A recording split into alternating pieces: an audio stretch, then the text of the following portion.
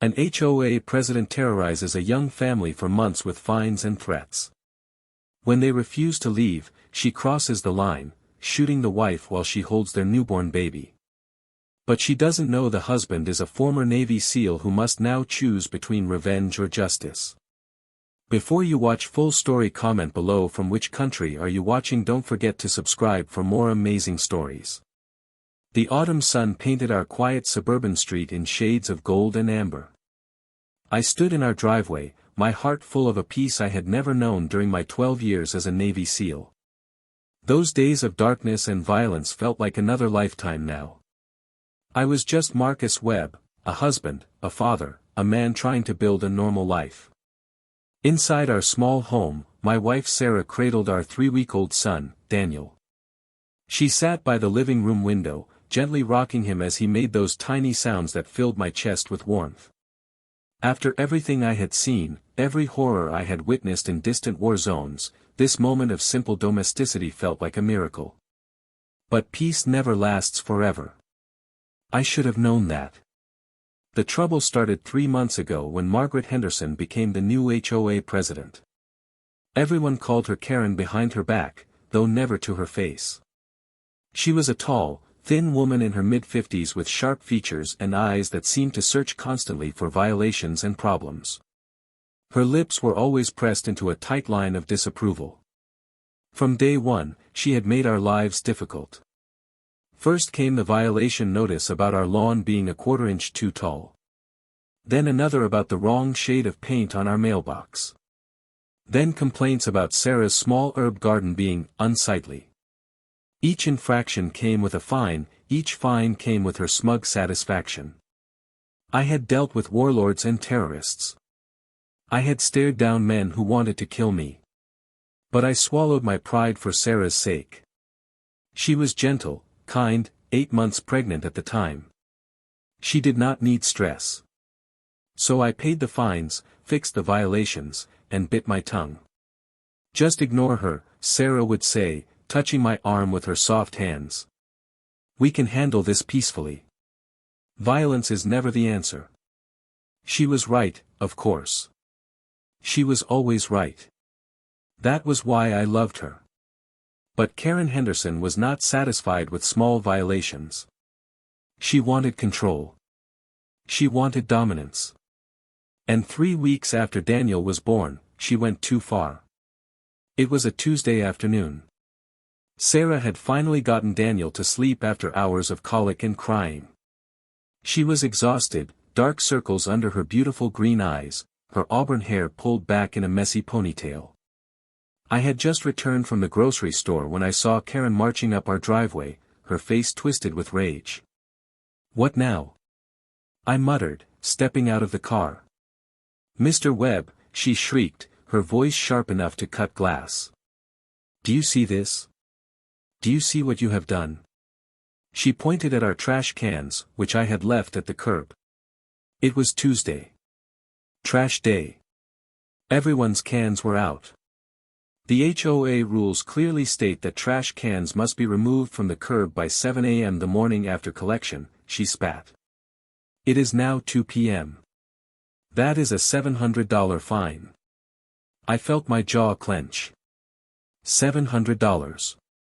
For trash cans that the truck had not even collected yet. The truck hasn't come, I said, keeping my voice level. Look around. Everyone's cans are still out. I don't care about everyone else.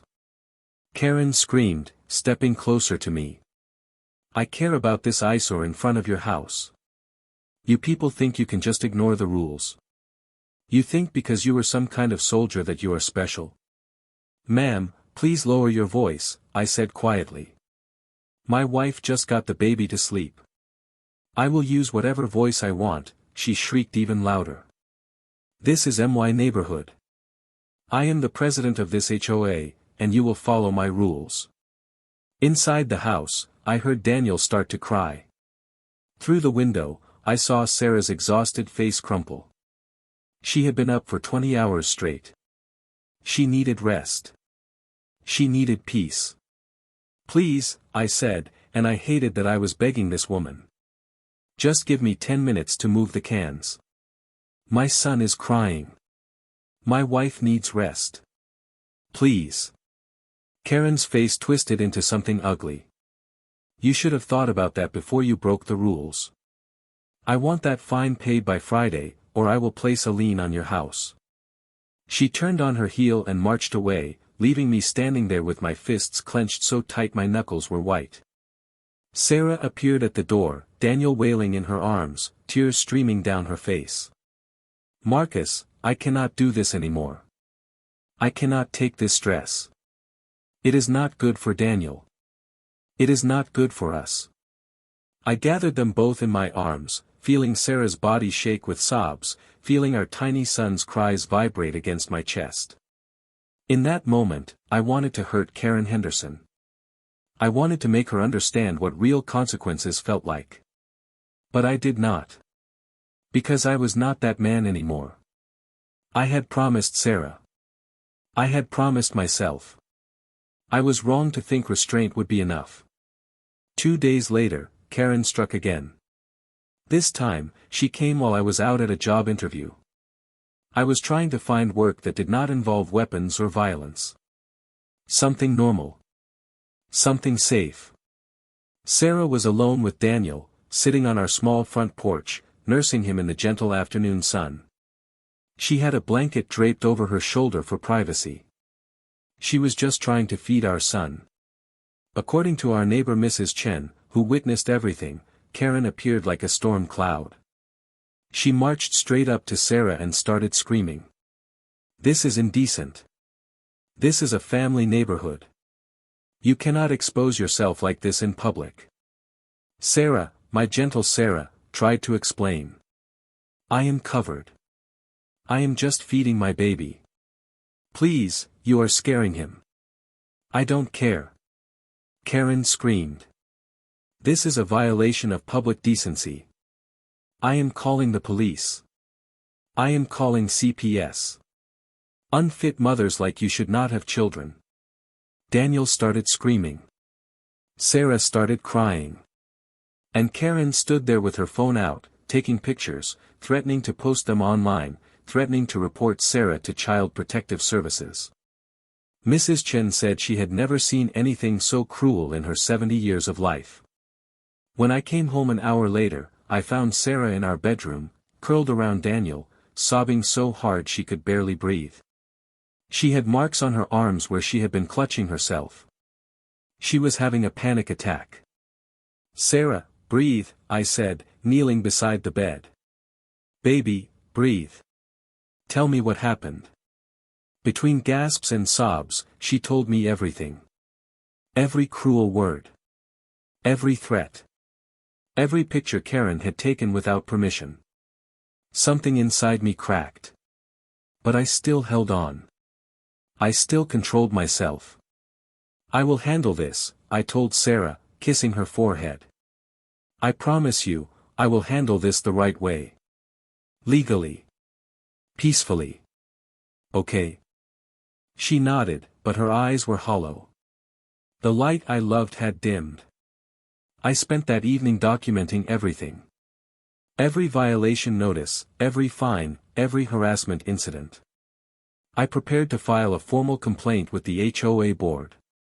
I prepared to get a restraining order if necessary.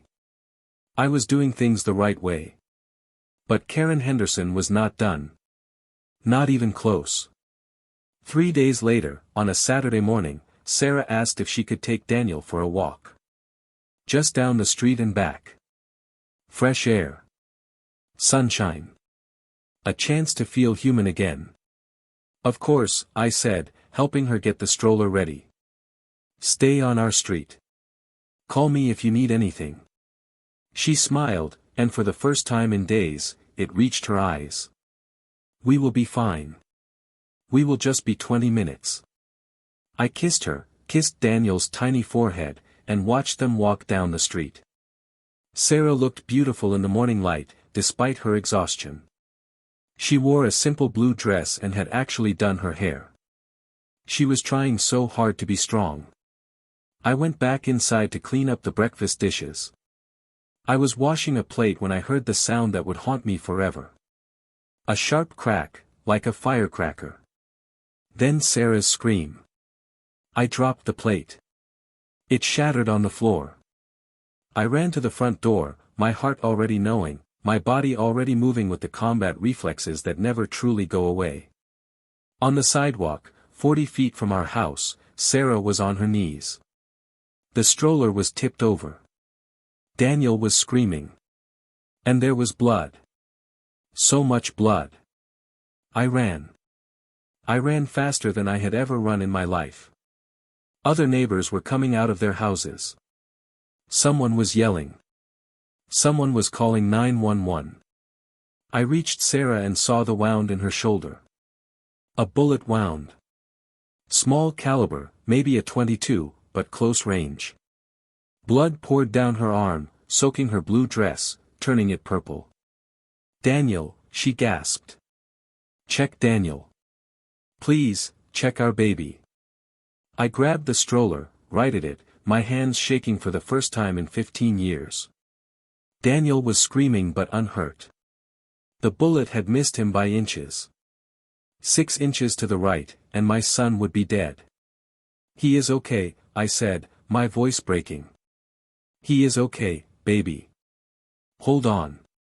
Help is coming. Marcus, Sarah whispered, her face going pale from shock and blood loss. It was her. It was Karen. She shot me. She said I was trespassing. She said I was on her property. Marcus, she shot me in front of our baby. Rage exploded inside me like nothing I had ever felt. Not in combat. Not during the worst missions. This was different. This was personal. This was my family. I looked up and saw Karen Henderson standing in her driveway, 2 houses down. She was holding a small pistol. Her face was not afraid. It was defiant. Triumphant. She was on my property. Karen yelled to the gathering crowd. The sidewalk easement belongs to the property owners. She was trespassing. I have the right to defend my property. Mrs. Chen, bless her soul, shouted back. That sidewalk is public. You just shot a woman holding a baby. You are insane. Karen pointed the gun in Mrs. Chen's direction. Stay back. All of you stay back. I know my rights. Sirens wailed in the distance. Someone had pressed a jacket against Sarah's wound. Daniel would not stop screaming. And I stood there, looking at the woman who had just shot my wife, who had almost killed my infant son, and I felt the old darkness rise up inside me. I could kill her. I knew exactly how. I could cross the distance in 3 seconds. I could disarm her in 2 moves. I could break her neck before anyone could stop me. But Sarah's hand grabbed mine. Marcus, no. Please. Do not become that again. Not for her. Not in front of Daniel. Please. Her voice pulled me back from the edge.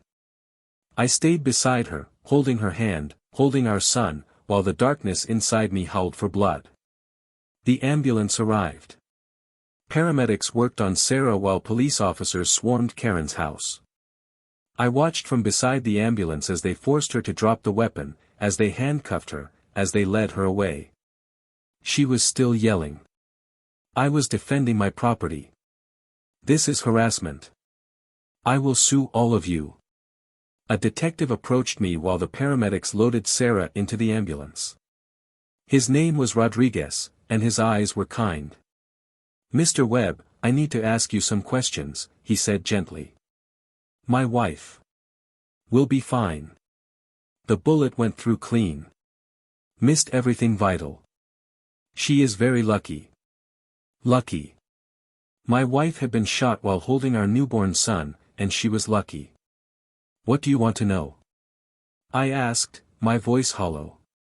Has there been ongoing conflict with Ms. Henderson?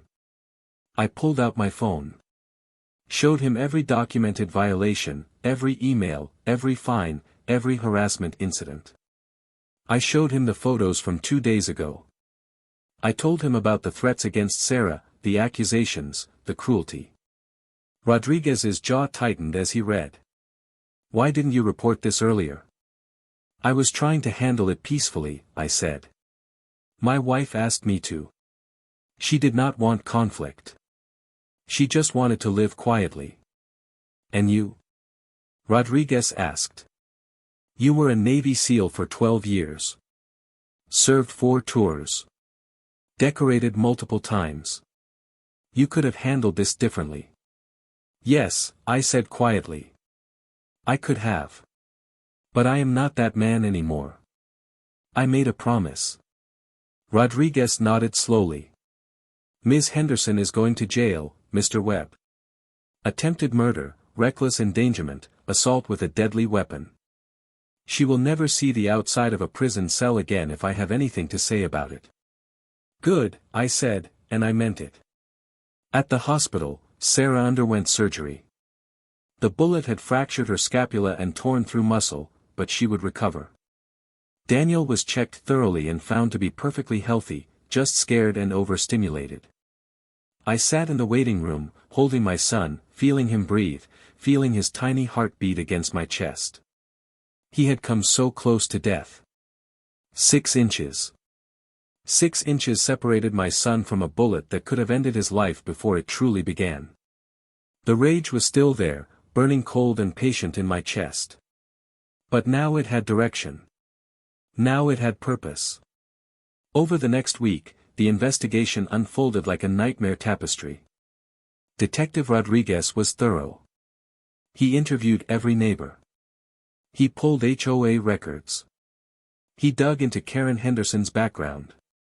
What he found was disturbing. Karen had been the HOA president in 3 different neighborhoods over the past 15 years. In each one, she had been eventually removed after complaints of harassment, discrimination, and abuse of power. In the last neighborhood, she had been sued for emotional distress by a young family she had targeted. She had lost and been forced to pay damages. She had moved to our neighborhood with a clean slate, and the HOA board had elected her president without knowing her history. But it got worse. Much worse. Rodriguez discovered that Karen had filed over 40 violation notices against various families in our neighborhood in just 6 months. 32 of those notices had been against families with young children. 8 had been against interracial couples or families of color.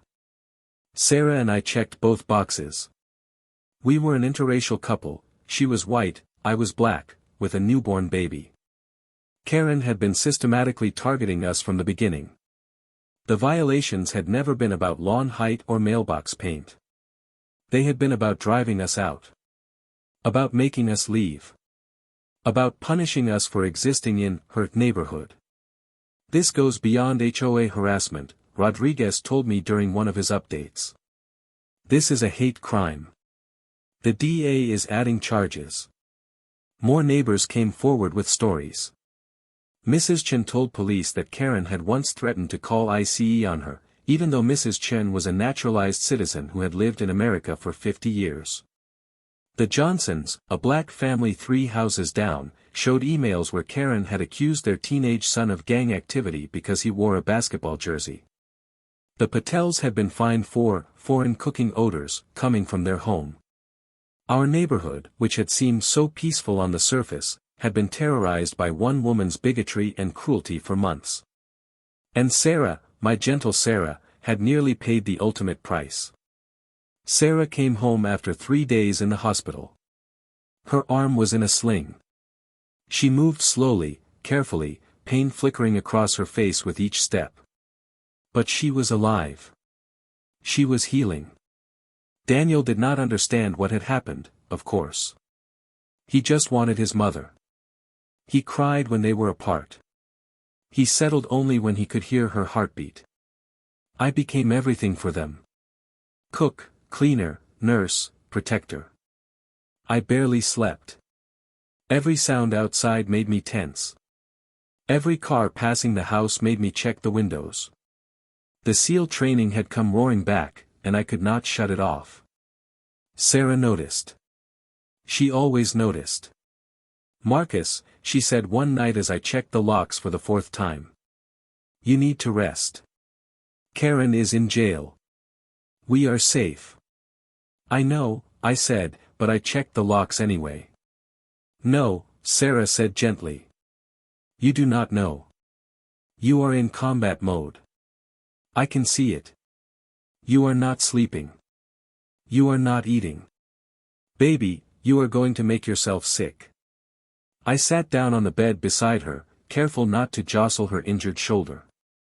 "I cannot lose you," I said quietly.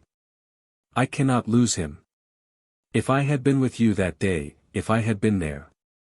"You would have been shot instead," Sarah said, touching my face with her good hand. "Or you would have hurt her, and then you would be in jail. Marcus, you did everything right.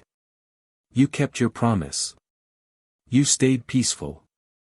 You are not responsible for that woman's evil."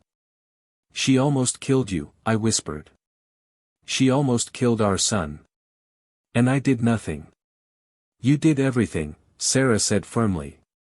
"You documented her harassment. You prepared to handle it legally.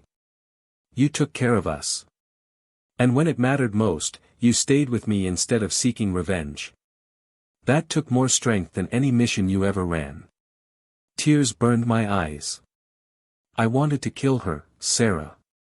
For a moment, I wanted to kill her with my bare hands. "I know," she said softly. "But you did not. You chose us. You chose love over violence. You chose to be the man I married, not the weapon you used to be." I held her hand and wept.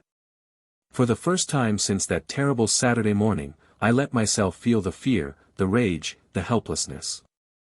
Sarah held me while I broke, while Daniel slept peacefully in his bassinet beside our bed, unaware of how close he had come to growing up without a mother. Karen Henderson's trial was scheduled for 3 months later.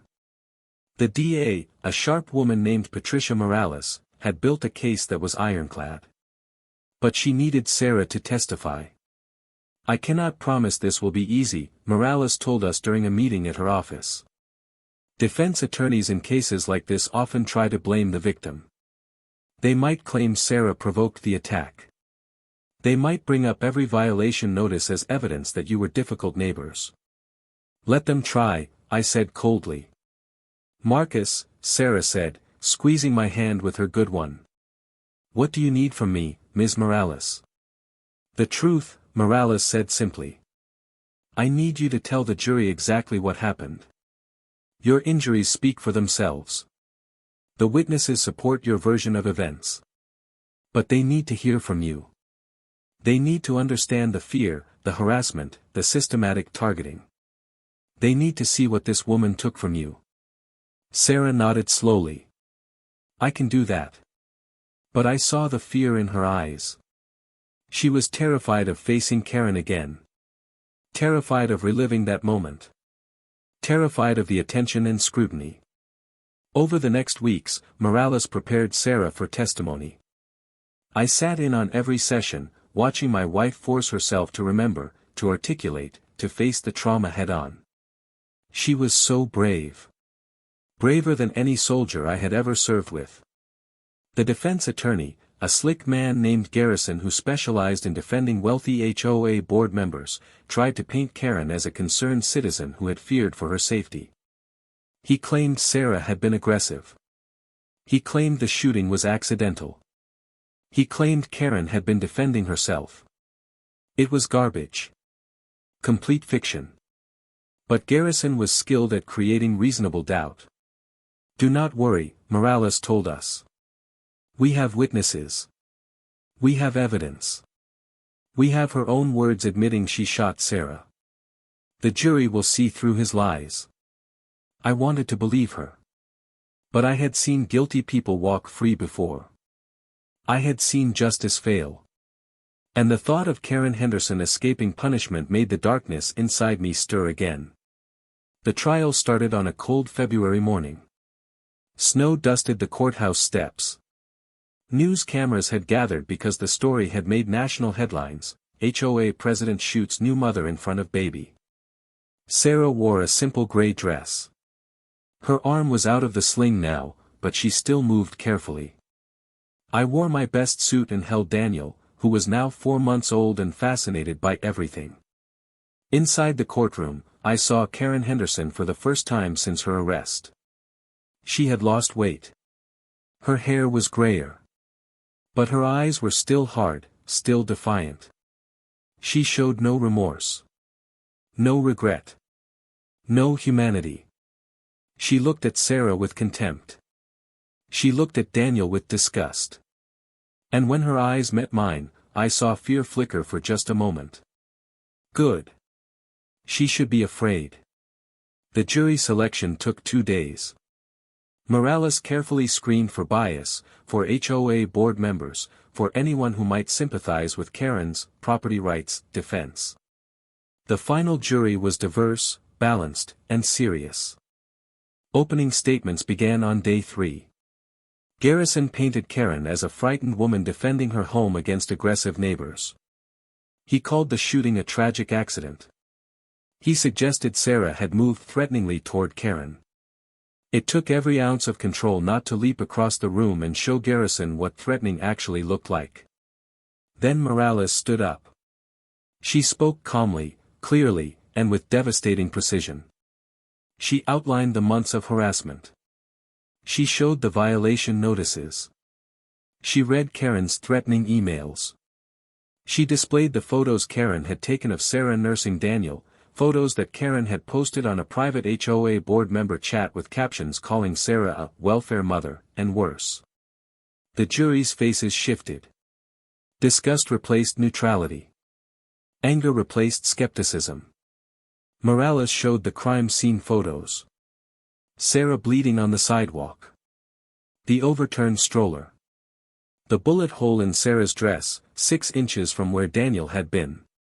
This was not an accident, Morales said. This was not self-defense. This was attempted murder, committed by a woman who believed she had the right to terrorize her neighbors, to drive out anyone she deemed undesirable, and ultimately to shoot a young mother in front of her infant son. The evidence will show you exactly who Karen Henderson is. And it will show you that she deserves to be held accountable for every ounce of pain and trauma she has caused. The first week of trial consisted of expert witnesses, police testimony, and forensic evidence. Rodriguez testified about the investigation. The paramedics testified about Sarah's injuries. A ballistics expert confirmed the gun was fired at close range, deliberately aimed. Through it all, Karen sat emotionless, whispering with Garrison, occasionally shaking her head as if the testimony was absurd. Sarah took the stand on day 8 of the trial. I sat in the front row, holding Daniel, watching my wife walk slowly to the witness chair. She raised her right hand and swore to tell the truth. Morales began gently. Mrs. Webb, can you tell the jury how long you have lived in Meadowbrook neighborhood? 2 years, Sarah said softly. We moved there after Marcus retired from the military. We wanted somewhere quiet to start our family. And when did you first interact with the defendant, Karen Henderson? About 9 months ago, when she became HOA president. Can you describe that interaction? Sarah took a breath. She came to our door with a violation notice. Our lawn was supposedly too tall. She was very aggressive. Very angry. She told us that she expected strict compliance with all HOA rules or we would face consequences. How did that make you feel? Scared, Sarah admitted. I was 8 months pregnant. I did not want conflict. I just wanted peace. Morales walked Sarah through months of harassment. Each violation notice. Each fine. Each threatening encounter. Sarah's voice stayed steady, but I could see her hands trembling. Then Morales asked about the nursing incident. Sarah's voice cracked as she described Karen's cruelty, the threats, the photos. Several jurors looked visibly angry. Finally, Morales asked about the shooting. Mrs. Webb, can you tell the jury what happened on the morning of October 21st? Sarah closed her eyes for a moment. Daniel had been crying all night. I was exhausted. I asked Marcus if I could take him for a walk. Just down our street. Just for 20 minutes of fresh air. What happened during that walk? I was pushing the stroller on the sidewalk. I had walked maybe 200 feet from our house. I saw Karen standing in her driveway. She started yelling at me. She said I was trespassing. She said the sidewalk belonged to her. I tried to explain that it was a public sidewalk. She pulled out a gun. Sarah's voice broke. Tears streamed down her face. I said, "Please, please don't. My baby is right here. Please." And she said, "You should have followed the rules." Then she shot me. The courtroom was silent. One juror was crying. Even the judge looked affected. What did you feel in that moment? Morales asked softly. Terror, Sarah whispered. Not for me. For Daniel. The bullet missed him by inches. I thought she was going to shoot again. I thought she was going to kill my baby. I was bleeding, and all I could think was, I have to protect him. I have to cover him. I have to keep him alive. I was crying. I could not help it. Seeing Sarah relive that moment, hearing the raw fear in her voice, it broke something inside me all over again. Morales let the moment breathe. Then she asked, Mrs. Webb, what has this experience taken from you? Sarah looked at the jury. Everything. My sense of safety. My ability to sleep. My joy. I am afraid to leave my house. I am afraid every time Marcus leaves. I have nightmares about that gun, about the blood, about my baby crying. I cannot even walk down my own street anymore. She took everything from me. And the worst part is, I did nothing wrong. I just wanted to take my baby for a walk. Morales nodded. Thank you, Mrs. Webb. No further questions. Garrison stood up, and I felt my muscles tense. He approached Sarah with false sympathy on his face. Mrs. Webb, I am sorry for what you went through. Truly. But I need to ask you some difficult questions. Sarah nodded, bracing herself. You testified that you and your husband received many violation notices from the HOA. Is it true that you often ignored these notices? We did not ignore them, Sarah said firmly. We addressed every single one. We paid every fine, even the unjust ones. But you would agree that you felt the notices were unjust? You felt targeted. Because we were targeted. Or perhaps, Garrison said, you simply did not want to follow community rules. Perhaps you felt entitled to special treatment. Morales stood. Objection. Argumentative. Sustained, the judge said. Garrison tried again. Mrs. Webb, on the morning of the incident, did you raise your voice at Ms. Henderson? No. She was yelling at me. I was trying to calm the situation. Did you move toward her? No. I was backing away. I was trying to protect my baby. But Ms. Henderson felt threatened, did she not? I was pushing a stroller, Sarah said, her voice rising slightly. I was holding a 3-week-old baby. How exactly was I threatening? Garrison frowned. He had been trying to rattle Sarah, but she was holding firm. You claimed the shooting was deliberate. But is it not possible it was an accident? That Ms. Henderson pulled the gun to scare you, and it discharged accidentally? No, Sarah said flatly. She aimed. She told me I should have followed the rules. Then she pulled the trigger. That was not an accident. Garrison tried several more times to poke holes in Sarah's story, but she did not waver. She was magnificent. Strong. Truthful. When he finally sat down, Sarah looked exhausted but victorious. Morales did a brief redirect, reinforcing Sarah's credibility. Then Sarah was excused. As she walked past Karen's table, Karen muttered something under her breath. I saw Sarah flinch. I saw her face go pale. Later, she told me what Karen had said, "You should have left when I told you to." Garrison's defense was weak, and he knew it. He called character witnesses who testified that Karen was a dedicated community member. He called HOA board members who praised her attention to detail. But under cross-examination, Morales demolished them. She got them to admit they had not known about the complaints against Karen. She got them to admit they had not known about her history in other neighborhoods. She got them to admit that 40 violation notices in 6 months was excessive. Garrison called a firearms expert who testified that the gun could have discharged accidentally. Morales's expert rebuttal showed that the gun had no mechanical defects and required deliberate trigger pressure. Finally, against Garrison's advice, Karen insisted on testifying. It was a disaster. On the stand, Karen was arrogant, defensive, and cruel. She claimed Sarah had been a problem neighbor from day one. She claimed Sarah had harassed her. She claimed the shooting was self-defense. "I feared for my life," Karen said dramatically. She was aggressive. She was threatening. "I had the right to protect myself and my property."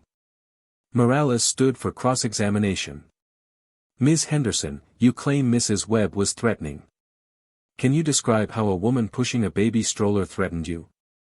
"She was on my property."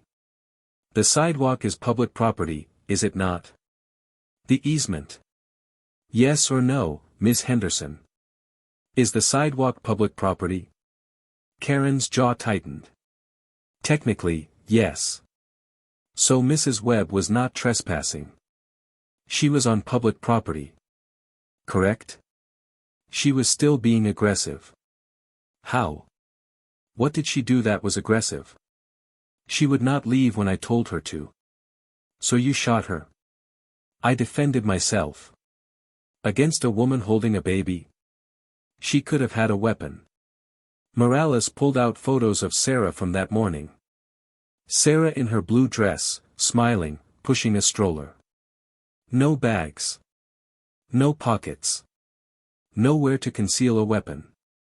Does Mrs. Webb look armed and dangerous to you, Ms. Henderson? Karen's face twisted with rage. She did not belong there. None of them belong in my neighborhood. I worked hard to keep property values up, to keep our community safe and clean, and people like them ruin everything. The courtroom erupted. The judge called for order. Garrison looked like he wanted to disappear. Morales pressed forward.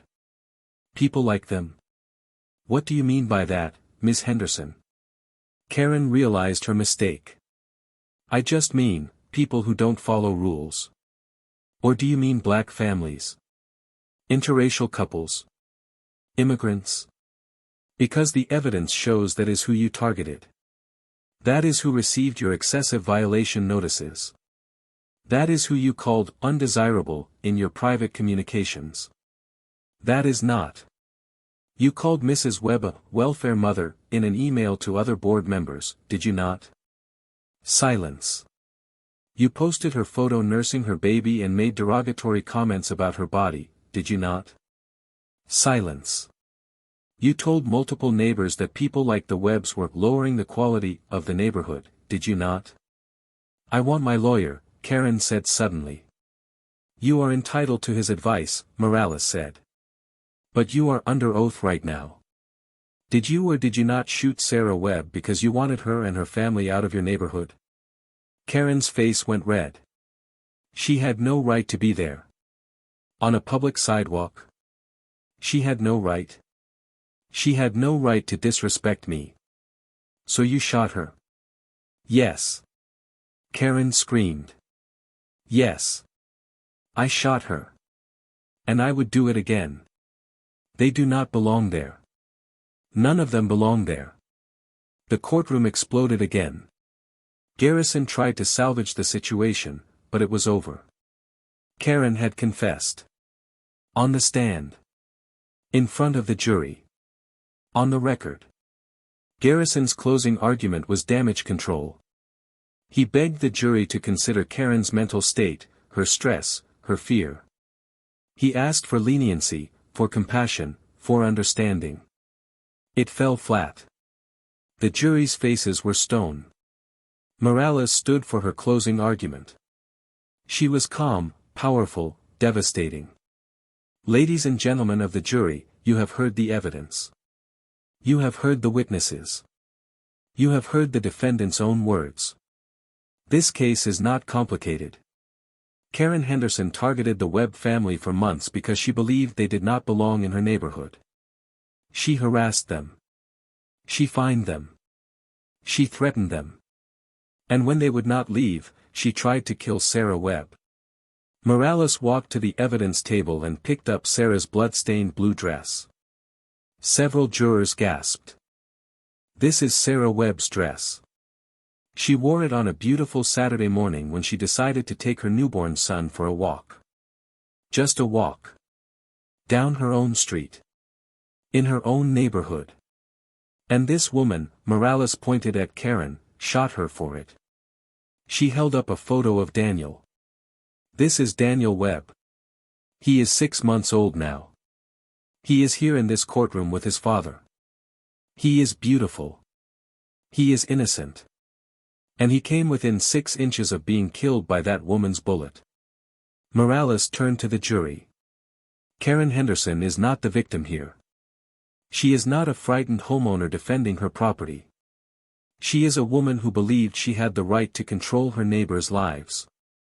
She believed she had the right to drive out anyone she deemed unworthy. And she believed she had the right to shoot a young mother in front of her baby. The law is clear. The evidence is overwhelming. And justice demands that you hold this woman accountable for every ounce of pain and suffering she has caused. For Sarah's trauma. For Daniel's near-death experience. For Marcus's anguish. For every neighbor she terrorized. Find her guilty. Let her know that in America, you cannot shoot people simply because you do not like them. The courtroom was silent. Morales had delivered the kind of closing argument that changes lives. The jury deliberated for 4 hours. Sarah and I waited in a small conference room with Morales. Daniel slept peacefully in my arms, unaware that his future was being decided down the hall. They will convict, Morales said confidently. Karen's testimony sealed it. What is she looking at for sentencing? I asked. Attempted murder carries 15 to life. With the hate crime enhancements and the child endangerment factors, I will push for the maximum. She will never hurt anyone again, Marcus. I promise you that. When the bailiff called us back, my heart was pounding. Sarah gripped my free hand so tightly her knuckles turned white. We walked back into the courtroom and took our seats. Karen looked calm. Too calm. Like she believed she would walk free. The judge entered. We rose. Then sat. The jury filed in, and I searched their faces. None of them looked at Karen. That was a good sign. Has the jury reached a verdict? The judge asked. We have, Your Honor, the forewoman said. She was a middle-aged black woman, a schoolteacher, a mother of 3. On the count of attempted murder in the first degree, how do you find? Guilty. Sarah let out a sob of relief. I felt tears on my own face. Daniel stirred but did not wake. On the count of assault with a deadly weapon, how do you find? Guilty. On the count of child endangerment, how do you find? Guilty. The list went on. 10 counts. 10 guilty verdicts. Karen's face went white, then red, then purple. She stood up and started screaming. This is wrong. This is a miscarriage of justice. Those people do not belong. The bailiff restrained her. She fought, still screaming, still spewing hatred. They dragged her from the courtroom while she cursed at us, at the jury, at the judge. Even in defeat, she showed no remorse. No humanity. No soul. 6 weeks later, we returned for sentencing. The courtroom was packed. Sarah stood at the podium and read her statement. Your Honor, Karen Henderson shot me while holding my newborn son. She shot me because she did not believe I belonged in her neighborhood. I have nightmares every night. I ask this court to give her the maximum sentence so other families do not have to live in fear. I spoke next. Your Honor, I am a retired Navy SEAL. Karen shot my wife in cold blood in front of our baby. She shows no remorse. I ask this court to protect our community. Other neighbors testified to Karen's cruelty. Judge Martinez looked at Karen. Do you wish to address the court? Karen stood. I have done nothing wrong. I was protecting my property. Judge Martinez's face hardened. You shot an unarmed woman holding a baby. You have shown no remorse. I sentence you to 50 years in prison. You will die behind bars. Karen collapsed, screaming. The gavel came down. 3 months later, Sarah was healing. Daniel was thriving. The neighborhood had changed. One night, Sarah leaned against me on our porch. Thank you for choosing us over revenge. Always, I whispered. Karen had tried to destroy us. But we were still here. Still loving. Love had won.